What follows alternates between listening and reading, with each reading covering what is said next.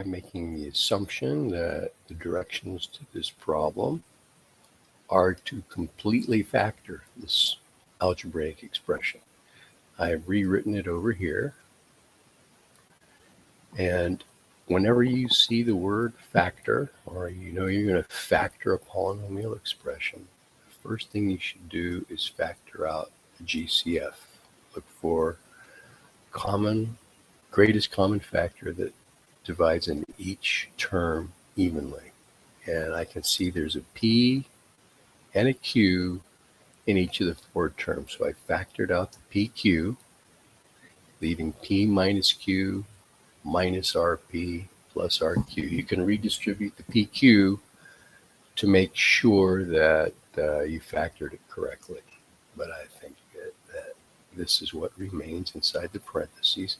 Now that expression contains four terms. So what we want to try is factoring by grouping. And that means separate this expression into two groups. The first group is the first two terms. The second group is the second two terms. And factor out the GCF from each group. Well, P minus Q doesn't have a GCF other than 1 or minus 1. So we'll just put that in parentheses. That's the first group. From the second group, I can see that there is an R factor in each term. When the leading coefficient of the first term is negative, we factor out a negative. So I'll factor out a minus R from each term and get P minus Q. And now we have an expression now that only has two terms separated by this minus sign, and each of those terms has a common binomial factor of P minus Q. So can you picture factoring out that P minus Q? What's left from the first term? Just a 1.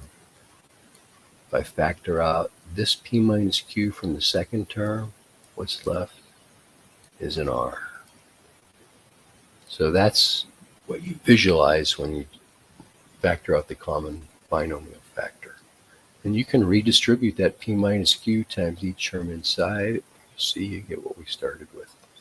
And so we've got PQ times P minus Q times 1 minus R. Or I just rewrote it here with parentheses only instead of brackets. So you could multiply that all together and you see you get what we started with. There you go. Hope that helped. If you have any questions, post a comment.